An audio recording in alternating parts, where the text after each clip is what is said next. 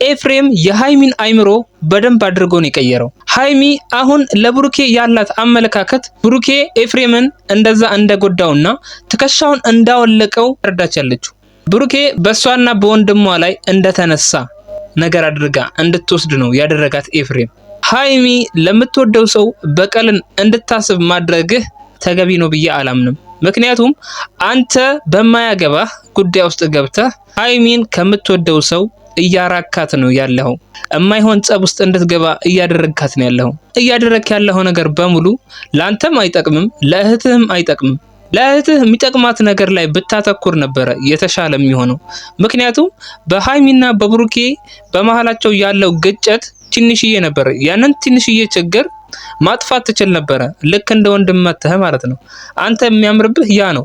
ግን በሃይሚና በብሩኬ መሃል ትልቅ ጸብ እንዲፈጠር እና ሁለቱን ጠላት ለማድረግ ሁለቱ እንዲጠላሉ ማድረግህ ተገቢ ነው ብዬ አላምነው። ምክንያቱም ሃይሚ እውነታውን ማየቷ አይቀርም። እውነት እኮ ተደብቆ አይቀርም። አንድ ቀን መውጣቱ አይቀርም። እህትህን ነው የምታጣው። ገባ? ብሩኬ ጓደኛ ነው በርግጥ፣ ግን እህትህን ግን ታጣታለህ። አንድ ቀን እውነታው መውጣቱ ስለማይቀር ማለት ነው። እውነት ይሸፋፈናል እንጂ መውጣቱ አይቀርም። እና ይሄንን ነገር መገንዘብ ነበረብህ። አንተ ህፃን ልጅ አይደለህም እኮ እንዴ! በተንኮል እነዚህን ሁለት ሰዎች አጣልተህ አንተ ምን ትጠቀማለህ? ተንኮልህ ደግሞ ቆያል እንጂ እውነቱ መውጣቱ አይቀርም። እና የእህትህን ፍቅር ማጣት ካልፈለክ በስተቀር አሁን ያደረከው ነገር በሙሉ በይቅርታ ነገሮችን ማለፍ እንዳለብህ ነው እምረዳው።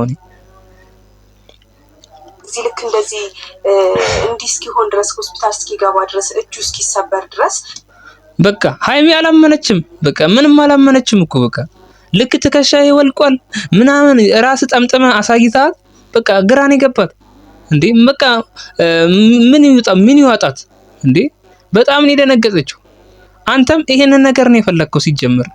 ሃይሚ እንደዚህ እንደምታዝን ታውቀዋለህ፣ በብሩኬ እንደዚህ እንደምታዝንበት ታውቃለህ። ገባ? እና የሐሳብክ ነው የተሳካለህ እና እንደ ሐሳብ ነው እየሆነች ያለችው ሃይሚ። ምክንያቱም ወንድሜ አይዋሸኝም ብላ ስለምታስብ ማለት ነው። አብራህ ስላደገች በደንብ ስለምታቀህ በደንብ አውቀዋለሁ ብላ ስለምታምን ነው ከብሩኬ ይልቅ ወዳንተ ያመዘነችው። ስለዚህ ሃይሚን አታላሃታል፣ ሃይሚን ሸውደሃታል። እያደረክ ያለው ነገር በሙሉ ተገቢ ያለው ነገር አይደለም። ስለዚህ ብሩኬ የማይሆን ነገር ውስጥ በንዴት እንዳይገባ ከመግባቱ በፊት አንተ ቀደም ብለህ ይቅርታ መጠየቅ እንዳለብህ ነው የምረዳው። ካልሆነ ግን ይቅርታ ካልጠየቅ ብሩኬ የማይሆን ነገር ውስጥ ሊገባ ይችላል። አንተ እንዲመታህ እንደተመኘው ሊመታህ ሁላ ይችላል። ገባ? እንዳትኖር እንዳትሞት ሊያደርግ ይችላል። ምክንያቱም በውሸት እየከሰስከው ስላለህ ማለት ነው። አጥንቱ እስኪወልቅ ድረስ እንደዛ አንተ ማለት ለምን አስፈለገ? ጉልበተኛ ነው እንዲባል ነው፣ ይችላል እንዲባል ነው፣ ጀግና። ገባ? ብሩኬን በሃይሚ አይምሮ ውስጥ የሆነ ጉልበተኛ ሰው አለ አይደለ? ጥጋበኛ አይነት አድርገህ ሃይሚ አይምሮ ውስጥ እንዲቀረጽ አድርገሃል። ገባ? የብሩኬን ማንነት እያፈረስክ ነው ያለው። የብሩኬን ማንነት የሌለውን ማንነት ሃይሚ አይምሮ ውስጥ እያስገባህ ነው ያለው። ገባ? አሁን ያደረከው ነገር ምንም የሚያምር ነገር አይደለም። ምንም በቃ ቤተሰቦች ራሱ ያፍሩበታል ይሄንን ነገር በእርግጠኝነት። ጋሽዬ አሁን አዲስ አበባ ቢኖር ኖሮ አይለቅህም በእርግጠኝነት። ምክንያቱም እንደዚህ ማድረግ አልነበረብህም።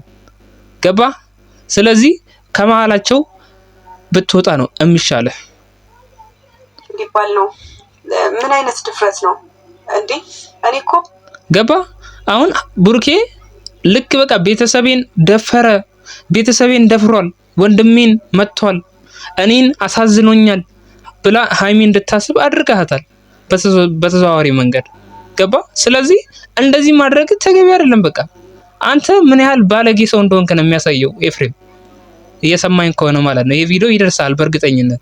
ስለዚህ በሃይሚና በብሩኬ ያለውን ግንኙነት ለማሻሻል ጥረት ማድረግ ሲኖርብህ አንተ ግን እንዳሻክ እንደፈለከው አንተ የምትፈልገውን ነገር ነው እያደረክ ያለው። ውድና የተከበራችሁ የጨረቃ ፋሚሊ፣ የሰው ጭንቀት የሚያስጨንቃችሁ፣ የሰው ደስታ የሚያስደስታችሁ ውድ የሀገሬ ልጆች እንዴት ናችሁ? ሁሉ ሰላም? እኔ ጋር ሁሉ ሰላም።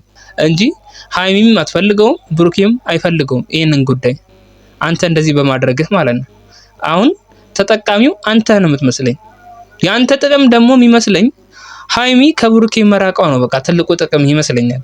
እና ወይ ከብሩኬ ጋር ካሁን በፊት ያልፈታው ጸብ ካለ በቃ በመሃላችሁ ችግር ካለ ከብሩኬን ነበር ማናገር የነበረብህ እንጂ ብሩኬን በተዘዋዋሪ መንገድ ብሩኬን እጎዳለሁ ብለህ ሀይሚን ለማራቅ መሞከረ በተዘዋዋሪ መንገድ ሀይሚንም እየጎዳት ስለሆነ እያደረክ ካለው ነገር ብትታቀብ ነው የሚሻለው እንጂ በኋላ ወደማይሆን ነገር ውስጥ ገብታችሁ የማይሆን ነገር ከመፈጠሩ በፊት አንተም ነገሮችን ብታቀዘቅዝ ነው እንጂ የሚሻለው።